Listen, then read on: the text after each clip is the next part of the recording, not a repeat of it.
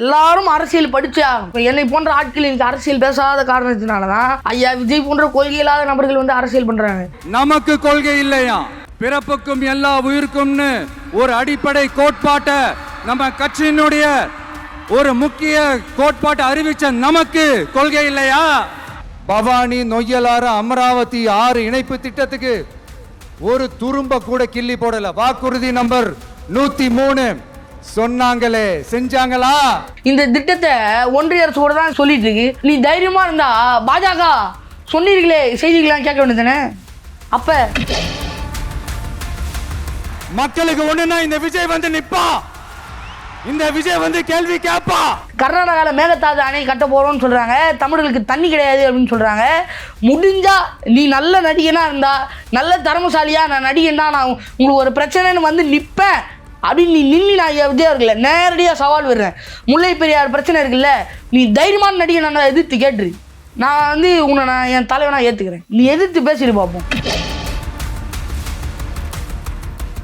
அவர் பேச மாட்டார். ஏன்னா ஜனநாயகம் போனால் வெளியே வரணும் அப்படின்னா அதை கர்நாடகாவில் ஓடும், கேரளாவில் ஓடணும்னா இவர் மார்க்கெட்டு போயிடும்.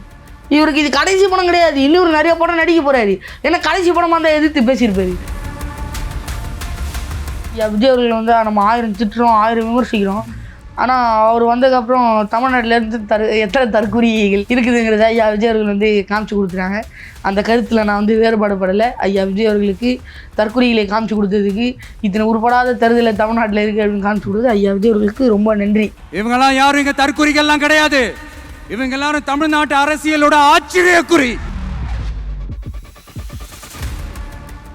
தமிழா பார்வையாளர்களுக்கு வணக்கம். இளம் அரசியல் விமர்சகர் குட்டி சீமான் என்ற சாலின் பாரதி நம்முடன் இருக்கிறார். அவருடன் பேசுவோம். வணக்கம் ஐயா. வணக்கம் ஐயா. ஒரு சின்ன வயசுல இவ்வளவு அரசியல் அறிவா அப்படிங்கிற திகைப்பு தான் எல்லாத்துக்குமே ஏற்பட்டிருக்கும். வந்து என்ன வயசாகுது உங்களுக்கு? எனக்கு இப்போ வந்து 15 முடிஞ்சு 16 ஆயிருக்கு. எத்தனாம் கிளாஸ் படிக்கிறீங்க? இப்போ 11ஆம் வகுப்பு படிச்சுக்கிட்டு இருக்கேன். என்ன குரூப்பு? நம்ம வந்து வணிகவியல் எடுத்துக்கோங்க, கம்ப்யூட்டர் அப்ளிகேஷன் ப்ளஸ் வணிகவியல்.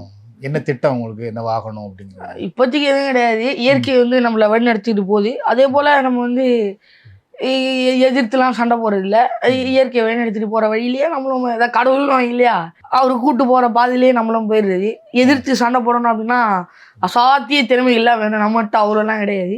சரி, அது கூட்டு போகுது, அது அழைச்சிட்டு போகுது, அது பாதையிலேயே நம்ம போயிடுவோம், பயணிப்போம் அப்படிங்கிற காரணத்தினால அது காட்டுற பாதையிலேயே, அது பயணிக்கிற பாதையிலேயே நம்மளும் பயணிக்கிறோம். திட்டம் இருக்கணும். வணிகவியல் எடுத்திருக்கீங்க இருக்கு. அதுல வந்து அரசியல் சார்பாக தமிழ் தேசிய அரசியல் வந்து எப்படி உலகளாவிய பார்வையில கொண்டு போகணும். ஏன்னா இன்னைக்கு நம்ம பேசக்கூடிய அரசியல் வந்து ஒரு தெருக்கானதோ, ஒரு சந்துக்கானதோ, ஒரு சாதிக்கானதோ, ஒரு மதத்துக்கான அரசியல் இல்லை. உங்களுக்கே தெரியும், உலகம் முழுக்க தமிழர்கள் இருக்கிறாங்க.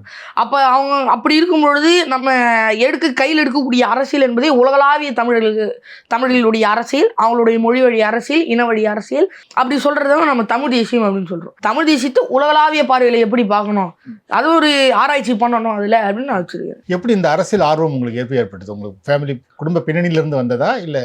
7வது வட்டம் ஆசை தம்பி மன்றம் அப்படின்னு சொல்லிட்டு திமுகவில் வந்து எங்கள் தாத்தா இருந்தார். எங்கள் தாத்தாவோட வீடு தான் திமுக ஜங்ஷன். எல்லா வயசான தாத்தாங்கெல்லாம் அவங்க தான் வந்து பேசுவாங்க அப்படின்னு எங்கள் அப்பா சொல்லுவார். எந்த பகுதி அது? அது வந்து தண்டையார்பேட்டை. அப்போ இருக்க 7வது வட்டம் அப்படின்னு தான் நினைக்கிறேன்.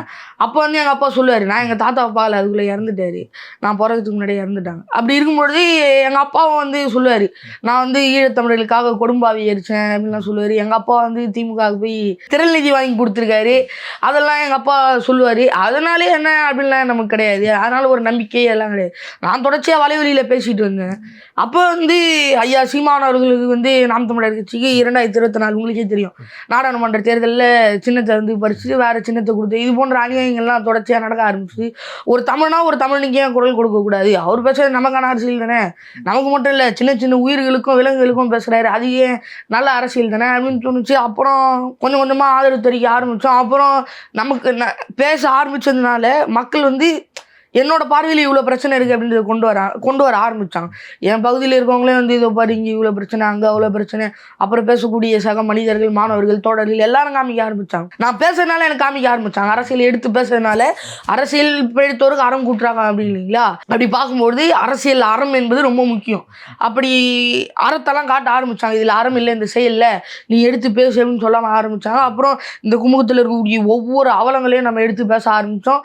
அப்போ அப்படியே எதிர்த்து பேச பேச ஆரம்பிச்சுன்னா இப்போ உங்க முன்னாடியே வந்து பேசிட்டு இருக்கோம். எந்த வயசுல இருந்து இந்த விஷயங்கள் உங்களுக்குள்ள வர ஆரம்பிச்சது? எப்படி நீங்க இதெல்லாம் பார்க்க ஆரம்பிச்சீங்க? எல்கேஜிலேருந்தே ஆரம்பிச்சிட்டேன். நீங்க ஒரு சின்ன பையனா இருக்கும்போது வந்து இப்போ சொல்லுவாங்க, முளைச்சு 3 இடம் விடல அதுக்குள்ள இவ்வளோ அரசியல் பேசுறா அப்படின்னு சொல்லி, அது மாதிரி கமெண்ட்லாம் நீங்க எதிர்கொண்டிருப்பீங்க. வந்து எப்படி பாக்குறீங்க இந்த மாதிரி விமர்சனங்களை? இப்போ என்னை போன்ற ஆட்கள் இன்னைக்கு அரசியல் பேசாத காரணத்தினால தான் ஐயா விஜய் போன்ற கொள்கை இல்லாத நபர்கள் வந்து அரசியல் பண்றாங்க. அது காரணமா இருந்தது இந்த 75 ஆண்டு காலம் தமிழ்நாட்டு மக்களை ஆண்ட இந்த திமுக, அதிமுக. மக்களுக்கு யார் நல்லது செய்வா, யார் நல்லது செய்ய மாட்டா என்ற அந்த பிரிச்சு பார்க்கக்கூடிய திறமை இல்லாத மனிதர்கள் இன்னும் தமிழ்நாட்டில் இருக்கிறாங்க. தமிழர்களாகவே இருக்கிறாங்க. அவங்க எதுக்கு வாழ்றோம், ஏன் வாழ்றோம் அப்படின்னு தெரியாம இருக்கிறாங்க. அவங்க தேவையெல்லாம் பூர்த்தி செய்யணும், அவங்க வாழ்வையெல்லாம் பூர்த்தி செய்யணும் அப்படின்னா சின்ன குழந்தையிலேருந்து எப்போ பேச தெரியுதோ அப்பத்துலேருந்து அரசியல் என்பது ஒரு கல்வியாக பயிற்றுவிக்கப்பட வேண்டும். பள்ளிக்கூடம் போனாலும் பள்ளியிலேயே அரசியல் இருக்கணும். நம்ம நாள்தோறும் வாழ்க்கையில் அரசியல் இல்லாமலே இல்லை. ஒரு குழந்தை பிறந்துட்டா அது மூச்சு விடுறதுலேருந்து அரசியல் இருக்குது. ஏன்னா நீ காற்றையும் மாசுபாட்டுக்கிட்டு இருக்காங்க, அதுலேயும் நாங்கள் மாசுபாடு இல்லாமல் ஆக்குவோம்னு சொல்கிறது, அதுலேயும் ஒரு அரசியல் இருக்குது. அப்போ எப்போ ஒரு குழந்தை பிறந்ததுலேருந்து வளர்கிற வரைக்கும், அது வளர்ந்து சாகுற வரைக்கும் அரசியல் என்பது கைப்பிடிச்சி கூட நடந்துக்கிட்டே தான் வரும். நம்மளும் அரசியல் கற்றுக்கணும். அதுக்கு தான் நம்ம பெரியவங்களாம் அரசியல் பற்றி சொல்லிட்டு போயிருக்கிறாங்க. உலகத்தில் எங்கேயுமே இல்லை அரசியல்னு யாருமே சொல்லலை. நம்ம மட்டும் தான் அரசு கூட்டல் இயலாக பார்க்குறோம். வணிகவியல், தாவரவியல் அப்படின்னு பார்க்குறோம், வானவியல் அப்படிங்கிறோம். தமிழர்களான நம்ம மட்டும்தான் அரசை ஆள்வதை, மக்களை ஆள்வதை, அறத்தோடு ஆள்வதை இயலாக பார்க்குறோம். அப்போ அரசு கூட்டல் இயல் அரசியல் அப்படிங்கிறோம். அப்போ அரசியல் நம்ம வகுத்து வச்சுருக்கிறோம். அப்போ நம்முடைய பார்வை அவ்வளவு தெளிவாக இருக்கிறது அப்படின்னா, நான் சொன்னது போல பிறந்த குழந்தையிலேருந்து இறக்குற மனிதன் வரை கண்டிப்பாக அரசியல் பேசணும். எப்படி பார்க்குறாங்க? இப்போ உங்களோட சக நண்பர்கள் இருக்காங்க, பள்ளி தோழர்கள் இருப்பாங்க, ஆசிரியர்கள் இருப்பாங்க, உறவினர்கள் இருப்பாங்க, அவங்கெல்லாம் நீங்கள் பேசுகிற அரசியல் எப்படி பார்க்குறாங்க? எங்களுடைய உறவினர்லாம் பல பேர் திமுகவில் இருக்காங்க. அவங்களே நம்ம எதுவும் கண்டுக்க மாட்டாங்க. அவங்க சொந்தக்காரன்பா அப்படின்ட்டு போயிட்டே இருப்பாங்க. அது வேற. என்னுடைய நண்பர்கள்லாம் எடுத்துக்கிட்டிங்கன்னா அவங்களுக்குலாம் சரியான அரசியல் பார்வையே இல்லை. இப்போ தான் சொன்னேன் இல்லைங்களா, கொள்கை இல்லா கூட்டத்தை உருவாக்கி இந்த திமுகவும் அதிமுகவும் துணை புரிந்து வந்து காமிக்கிறது ஐயா தாவேக்கா சொன்னேன் இல்லையா. அதில் அவங்களும் 10ஓட 11 அத்தோடு இது ஒன்றுன்னு போனவங்க. அரசியல் என்பது புனிதம், அது வந்து ஒரு நல்ல தண்ணி என்று நம்மலாம் அதில் போய் குளிக்கலாம் வாங்க, குடிக்கலாம் வாங்க அப்படின்னு நம்ம போகிறோம். அவங்களுக்கு அரசியல்னா என்னன்னு தெரியல. அந்த சாக்கடைக்குள்ளே போய் சிக்கி தான் உடம்பையும் நாத்தடிச்சு வச்சுட்டு தன்னையும் வாழ விடாமல் அடுத்தனையும் வாழ விடாமல் வழி வந்து செஞ்சுட்டு இருப்பாங்க. ஏன்னா அவங்களுக்கு அரசியல்னா யார், அரசியல் தலைவர்னா யார், எதுக்கு ஸ்டாலின் முதலமைச்சராக இருக்காரு, எதுக்கு எடப்பாடி வந்து எதிர்கட்சி தலைவராக இருக்காரு, எதுக்கு சீமான் 15 வருஷமாக கத்திட்டு இருக்காரு, எதுக்கு விஜய் உள்ளே வந்திருக்கிறாரு, பாஜகனா என்ன, காங்கிரஸ் கட்சினா என்ன, உலகத்தில் கம்யூனிசம் ஒரு கொள்கை இருக்கே, பொது உடைமை ஒன்று இருக்கே, அதனால என்ன, பலரும் பல பேசுகிறாங்களே, பொருளாதாரம் என்ன, உலகம் எதை நோக்கி ஓடிக்கொண்டு அந்த தெளிவே அவங்களுக்கு இல்லை. அப்படி இருக்கும்போது அவங்களுக்குலாம் அரசியல் பேசுகிறது ஒரு வீணாடு விடு. என்னையே கலாய்ப்பாங்க, நம்ம கண்டுக்கூடாது, நம்ம பாட்டு நம்ம வேலையை பார்த்துட்டு போயிட்டே இருக்கணும். கலாய்ப்பாங்கன்னா எப்படி, எந்த மாதிரி கலாய்ப்பாங்க? அவங்களுக்கு வந்து என் மேலே வந்து ஒரு வெறி, என்னை அடிக்கணும், என்னை உதைக்கணும் அப்படின்ட்டு. நான் ஒரு இன்ஸ்டாகிராம் வச்சுருக்கேன். அதில் வந்து பார்த்தீங்கன்னா பொம்பளை செருப்பாக போடுவான். நானும் வந்து உட்காந்து சொல்லிட்டேன், ஏப்பா பொம்பளை செருப்பா போடாதீங்க. இந்த பொம்பளை செருப்பா போடுறவங்க யார்? நண்பர்கள், சின்ன பசங்களாம் போடுவாங்க. ஒருத்தன் சொன்னா இல்லையா, விஜய் எப்படி பார்த்து பாரு, நான் ஓட்டு போட்டு ஜெயிக்க வைப்பேன் 10வது படிக்கிறான் இல்லையா. அவர் சொல்றது போல இவன் என்ன பண்ணுவானே தெரியாது. இல்லை உங்கள் வயசில் கூட பல பேர் இருக்காங்க, அவங்களாம் வந்து நம்மளை கமெண்ட் பொம்பளை செருப்பாக போடுறது. நானும் உட்காந்தே சொல்லிட்டேன், ஏப்பா பொம்பளை செருப்பாக போடாதீங்க, என் வீட்டு அட்ரஸ் கூட அனுப்பி விடுறேன், எங்கள் அப்பாகிட்ட ஒரு நல்ல செருப்பு கேட்டேன் வாங்கி தரல, நீங்கள் ஒரு நல்ல செருப்பாக அனுப்பி விடுங்க, காசை நீங்கள் அன்பளிப்பாக பொம்பளை செருப்பு தரீங்க, ஆம்பளை செருப்பாக போட்டு விடுங்க அப்படின்னு நான் பல தடவை சொல்லிட்டேன். சைஸ் நம்பர் 8 அனுப்பி விடுங்க அப்படின்னு. யாரும் அனுப்புகிற மாதிரி தெரியல, எல்லாம் பொம்பளை செருப்பாக அனுப்பிட்டு இருக்காங்க. அதுவும் ஒரு கால் செருப்பு அனுப்புகிறாங்க, 2 கால் செருப்பு அனுப்புனா கூட பரவாயில்ல. உங்கள் வயசில் இருக்கிறவங்க இருந்து இப்போ பெரியவங்க வரைக்கும் எல்லாருமே வந்து நீங்கள் என்ன அரசியல் பேசுகிறீங்கிறது, அப்புறம் நீங்கள் அரசியல் பேசுகிறதையே வந்து இந்த வயசில் அரசியல் பேசுகிறது வந்து ஒரு வயசுக்கு மீறின செயல் அப்படிங்கிற பார்க்குறாங்கல்ல, அவங்களுக்கான உங்களோட பதில் என்ன? ஒரு குழந்தை பிறந்துடுச்சு அப்படின்னா அது படிப்புலேருந்து அது பேசுறதுலேருந்து எல்லாத்துலேயும் அரசியல் இருக்கணும். ஆனால் நம்ம வாழக்கூடிய ஒவ்வொரு நாள் வாழ்க்கையிலையும் அரசியல் இருக்குது. நம்ம போடுற பெட்ரோல் அரிசி, நம்ம சாப்பாடு சாப்பிட்றோம்ல அதில் அரிசி இருக்குது, நம்ம குளிக்க தண்ணி பிடிச்சி குளிக்கிறோம், அந்த தண்ணியில் அரசியல் இருக்குது, குடிக்கிற தண்ணியில் அரசியல் இருக்குது. இன்னைக்கு நீங்கள் தண்ணி விலை கொடுக்காம வாங்கிடுவீங்களா, இது போன்ற நிலைமை ஏற்பட்டுருக்கு. காரணம் என்ன, அரசியல். அப்போ இது போன்ற பல வகையான அரசியல் இருக்குது. எல்லாரும் அரசியல் படிச்சே ஆகணும். இப்போ நீங்கள் சொன்ன மாதிரி வந்து பார்த்தீங்கன்னா இன்றைக்கி இங்கே திமுக இருக்குது, அதிமுக இருக்குது, இப்போ புதுசாக விஜய் வேறு வந்திருக்காரு, வந்து டிவிகே இருக்குது, அப்புறம் பாஜக இருக்குது, இந்துத்துவ அரசியல். டிவிக்கேனா நீங்கள் தமிழர் வாரிமை கட்சி சொல்கிறீங்களா? தமிழக வெற்றி கழகமாக விஜய் அப்படி சொல்லுங்க. ஏன்னா தமிழர் வாரிமை கட்சி பேரை தான் எடுத்துட்டு அதுவே இல்லாமல் காப்பி அடிச்சாங்க. சரி கொடியை தான் காப்பி அடிச்சுட்டு போனாங்க, பார்த்தா பேரையே காப்பி அடிச்சுட்டு போயிருக்காங்க. இருக்காங்க. இன்னைக்கு சொல்றாரு டிஎம்கேவாடா டிவிகேடா அப்படின்றாரு. நானும் வேல்முருகன் அவர்களுடைய கட்சி கொடியெல்லாம் போட்டிருக்காங்களே, ஒருவேளை ஐயா விஜய் அவர்கள் இடம் மாறிட்டாரோ அப்படின்னு பார்க்கும்போது இல்லை ஈரோடுலாம் தான் பேசுறாரு. ஓ நம்ம ஐயா விஜய் வந்து தாவேக்காக தான்ப்பா பேசுறாரு, நான் வந்து தமிழர் ஆர்வமுடைய கட்சிக்கு பேசுறாரு அப்படின்னு எங்கள் அப்பாட்ட சொல்லியிருந்தேன். திடீர்னு பார்ப்பா விஜய் வேல்முருகன் கட்சிக்கு போயிட்டுக்கிறாருப்பா அப்படின்னு. அப்புறம் பார்த்தா டேய் அவர் ஈரோடுல தானே பேசுறாரு அப்படின்னு. விஜயோட ஈரோடு பேச்சை கேட்டிங்களா? அதை எப்படி பார்க்குறீங்க? வழக்கம் போலதான், பக்கா மாசு, தற்குறியா டிவி கேடா யாரும் அதுல வேற சொல்றாரு. ஒரு நிமிஷம் இருங்க, இந்த மாதிரி விஷயங்கள்லாம் இதை நம்ம பாருங்க எடுத்து சொன்னா அப்படிங்கிறாரு. அதனாலதான் இவ்வளவு ஸ்ட்ராங்கா சொல்றோம், தைரியமா இருங்க மக்களே. இந்த பகுதியில இப்ப ஒண்ணு சொல்லுவாரு பாருங்க, இந்த மாதிரி விஷயங்கள்லாம் நம்ம மக்கள் கிட்ட எடுத்து சொன்னா உடனே இந்த இது எடுத்துட்டு வந்துருவாங்க. எதை எடுத்துட்டு வந்துருவாங்கன்னு தெரியல, இதை எடுத்துட்டு வந்துருவாங்க அப்படிங்கிறாரு.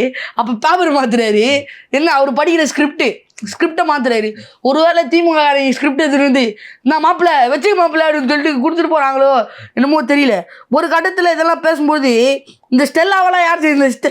ஸ்டெல்லா அமராவதி 6 இணைப்பு திட்டத்துக்கு இது சொல்றாரு. ஒரு துரும்ப கூட கிள்ளி போடல. வாக்குறுதி நம்பர் 103 சொன்னாங்களே, செஞ்சாங்களா? இதை திமுக நோக்கி இந்த கேள்வி ஐயா விஜய் அவர்கள் வந்து எழுப்புறாரு. சொன்னாங்களே செஞ்சாங்களான்னு சொல்லிட்டு இந்த திட்டத்தை ஒன்றிய அரசு கூட தான் சொல்லிட்டு இருக்கு. நீ தைரியமா இருந்தா பாஜக சொன்னீர்களே செய்திகளாம் கேட்க வேண்டியதானே? அப்ப ஐயா என்னை விட்டுருங்க ஐயா, இல்லை அம்மையா ஜெயலலிதா போயிட்டு அம்மா அனிலா பாடுபடுறோமா அப்படின்னீங்களே, அந்த மாதிரி படிஞ்சு போய் நின்றுட்டு இருக்காரு. நீங்கள் வந்து பெரிய நடிகர், நீங்கள் நினச்சா என்ன வேணும் அப்படி என்ன சொல்கிறது, ஐயா நாஞ்சில் சம்பந்தவர்கள் சொல்கிற மாதிரி விஜய் நினச்சா என்ன வேணால் மாற்றத்தை உண்டாக்கிட்ட முடியும், ஒரு பெரிய ஆளுமை, பெரிய பேச்சாளர், அது மாதிரி சொல்கிறார் இல்லையா. நீ அவ்வளோ பெரிய ஆள் இல்லை, நீ மக்களுக்காக சொல்கிறாரு இல்லையே, உங்களுக்கு ஒன்றுனா நான் வந்து நிற்பேன் விஜய் வருவான் அப்படின்றார்ல, அதே விஜய் தான் கேட்குறோம். கர்நாடகாவில் மேகதாது அணை கட்ட போகிறோன்னு சொல்கிறாங்க, தமிழர்களுக்கு தண்ணி கிடையாது அப்படின்னு சொல்கிறாங்க. முடிஞ்சா நீ நல்ல நடிகனாக இருந்தா, நல்ல திறமசாலியாக நான் நடிகன்னா நான் உங்களுக்கு ஒரு பிரச்சனைன்னு வந்து நிற்பேன் அப்படின்னு நீ நின்று நான் விஜய் அவர்களை நேரடியாக சவால் விடுறேன். முல்லை பெரியார் பிரச்சனை இருக்குல்ல, நீ தைரியமான நடிகை நான் எதிர்த்து கேட்டுரு. கேட்கல அப்படின்னா நீ அரசியலுக்கே வரக்கூடாது. எதுக்குள்ள அப்படின்னா அந்த மேகதாது பிரச்சனையும் இந்த முல்லை பெரியார் பிரச்சனையும் ஜனநாயகன் படம் ரிலீஸ் ஆகிறதுக்கு முன்னாடி நீ எதிர்த்து பேசுறி. நான் வந்து நான் என் தலைவனா ஏற்றுக்கிறேன். நீ எதிர்த்து பேசுறி பார்ப்போம்.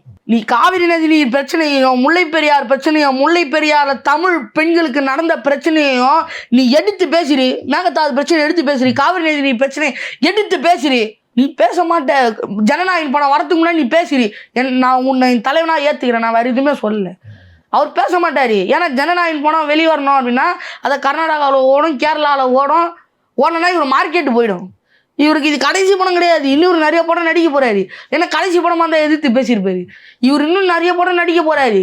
அதுக்காக அந்த படம்லாம் ஓடணும் அப்படிங்கிறதுக்காக ஐயா விஜய் அவர்கள் சைலண்டாக இருக்கு. அம்மா கொடுக்குற தைரியம் தான் அப்படின்னு பேசியிருக்காரு. வந்து அது எப்படி பார்க்குறீங்க? எந்த அம்மா கொடுக்குற தைரியம்? எந்த அம்மான்னு சொன்னார்னா நல்லா இருக்கும். அம்மா ஜெயலலிதா அவர்கள் ஒரு தைரியம் கொடுத்தாங்க அவங்க அப்பாவுக்கும் அவருக்கும். இது எந்த விதமான தைரியம் தெரியல, சொன்னாருன்னா நல்லாயிருக்கும். ஜெயலலிதா அம்மாட்டெலாம் போயிட்டு அம்மா மன்னிச்சிருங்கம்மா அப்படின்னு சொல்லியிருக்காருல்ல, அது ஐயா விஜய் அவர்களுடைய அம்மாவா இல்லை ஜெயலலிதா அம்மாவாங்கிறது நமக்கு பெரிய கேள்விக்குறியாக இருக்குது. அதையும் சொல்லி அம்மா கொடுக்குற தைரியம்னு சொன்னால் அருமையாக இருக்கும். டிவிக்கே வந்த பிறகு வந்து சீமானுக்கு இருக்கிற வாக்கு சதவீதம் குறையும் அப்படின்னு ஐயா நம்ம விஜய் வந்து 1000 திட்டுறோம். ஆனால் அவர்கள் வந்து ஒரு கருத்தில் நான் வந்து உடன்பாடு படுறேன். ஏன் அப்படின்னா ஐயா விஜய் அவர்கள் வந்து நம்ம 1000 திட்டுறோம், 1000 விமர்சிக்கிறோம். ஆனால் அவர் வந்ததுக்கப்புறம் தமிழ்நாட்டிலேருந்து எத்தனை தற்குறிகள் இருக்குதுங்கிறத ஐயா விஜய் அவர்கள் வந்து காமிச்சு கொடுத்துட்டாங்க.